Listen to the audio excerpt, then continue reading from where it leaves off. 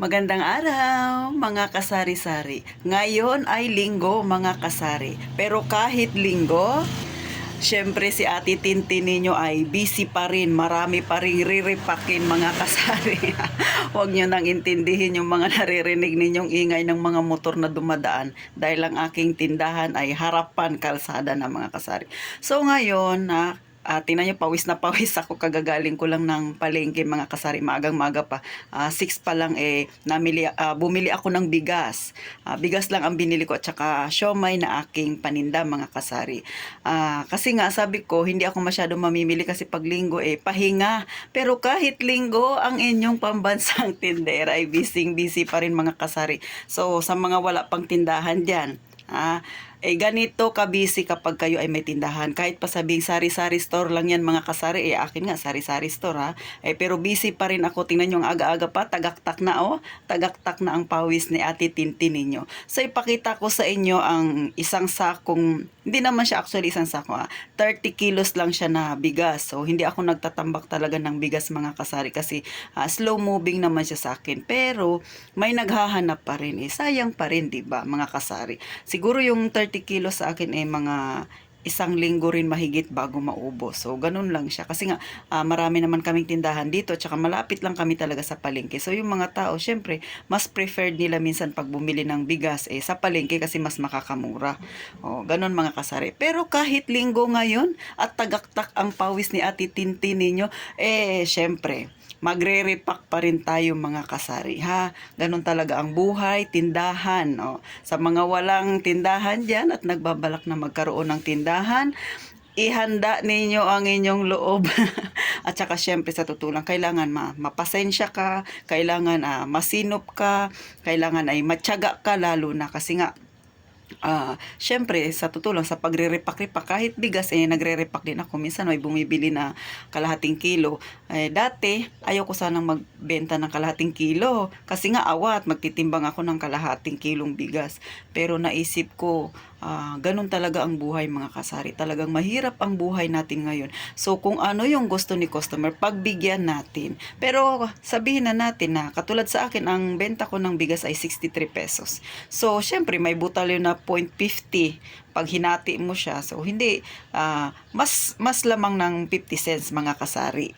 So kung 63, ang kalahati nun ay 31.50, 'di ba? Sa isang kilo. Pero syempre, sa totoo lang dito sa amin, yung maliban sa SM tsaka yung mga mall na yan, nagsusukli talaga ng 25 cents, 50 cents. Pero sa ibang tindahan na grocery, hindi sila nagsusukli kasi wala ng 25 cents. So ang nangyayari, round off na lang. So, kaya dito sa aking tindahan, 63 pesos, pero syempre ang kalahati nun ay 31.50. Since wala naman akong 25 cents, so ginagawa ko ay 32 pesos na, mga kasari. Ganun dito sa ibang tindahan, mga kasari. So, wala tayong magawa doon, mga kasari. May mga 25 cents pa rin naman, pero nga bibihira na.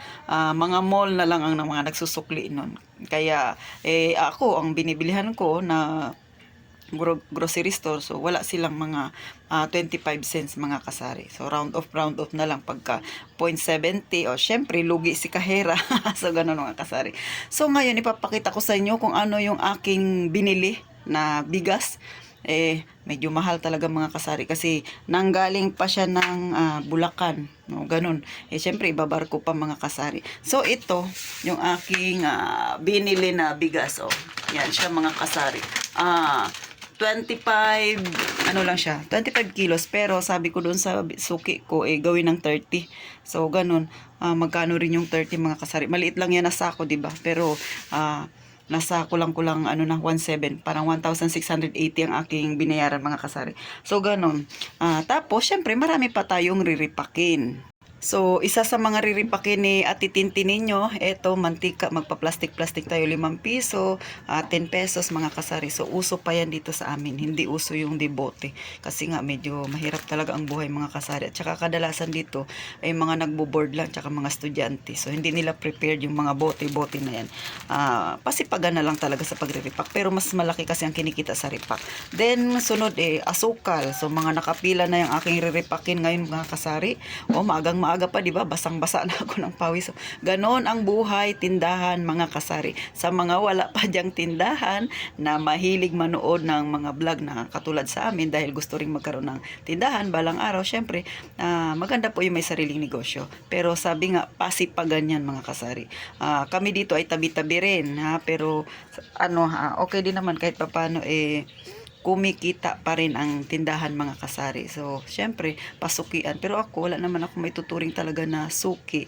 So, ang aking sinusukli sa aking mga customer na bumibili, syempre, yung tamang pakikisama. Tsaka, syempre, yung good communication sa kanilang mga kasari. Kwento-kwentuhan. Minsan, pagka wala masyadong customer talagang nabili, yun, syempre, kamustahin mo yung buhay-buhay nila. Ganon, mga kasari. Kasi, syempre, pagka medyo magaan yung loob nila sa'yo, pag nabili, syempre, komportable sila, mga kasari. So, ganon ang aking buhay may tindahan, mga kasari. So, bumili ako ng bawang. Mo, 'di ba? Alam niyo naman yung sari-sari store. Hindi naman tayo makakabili ng 1 kilo, lalo na malapit lang yung palengke sa amin. So, ang binibili ko mga kalahating kilo lang, minsan sobra. Ang kilo dito sa amin ng bawang ay 130. O, di ba, mga kasari? So, ganon, may kamahalan. So, may bumibili pa rin naman ng mga ulo ng bawang. Pero tingnan nyo naman, di ba?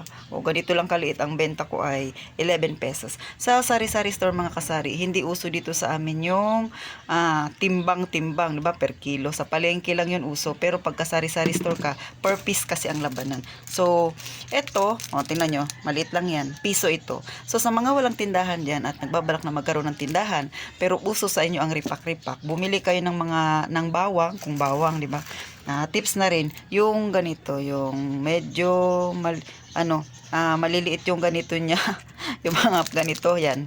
Kasi pag medyo malaki, malulugi kayo, medyo mahal ang bawang. So, bumili kayo yung, sa tingin niyo ay kikita kayo pag ginawa niyo siyang per piraso. Tsaka, syempre, ipa-plastic nyo pa, naka-stapler pa yan, mga kasari. So, ganun lang ang aking ginagawa. At saka, bago ko tapusin ang aking vlog, syempre, may isa-shoutout ako si Ma'am Annabel Santos. Hi, ma'am. Thank you po, ha, sisi, sa palagi mong panonood ng aking vlog.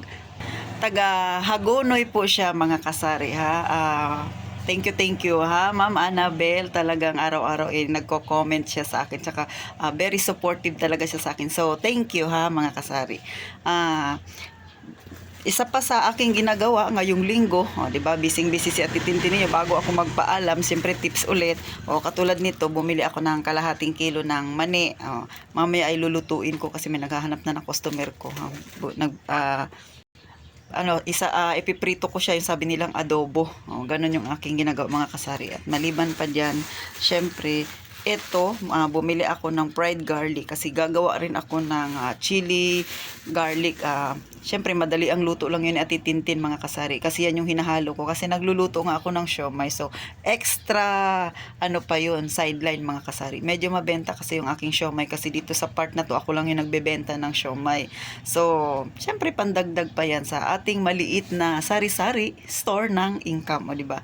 So, thank you pong muli, mga kasari. Sana po huwag kayong magsawa na subaybayan si Ate Tintin sa kanyang maliit na channel. Sa mga hindi pa naka-like at saka subscribe, please po, patulong na lang, mga kasari. Tsaka, syempre, gusto ko ring yumabong pa tayo para maka-inspire din ako ng mga kagaya natin na may maliit na tindahan, ha, mga kasari. Sana sabay-sabay tayong umunlad kahit pa unti-unti, o mga tangbuhay, kahit hindi naman biglaan. Wala tayo sa payaman kasi si Ate Tintin ay hindi naman mayaman. Gusto ko lang maka-inspire ng mga kagaya ko talaga na nagtitinda, na hindi nahihiyang magtinda. So, thank you pong muli, mga kasari. Mag-iingat kayong palagi, mga kasari.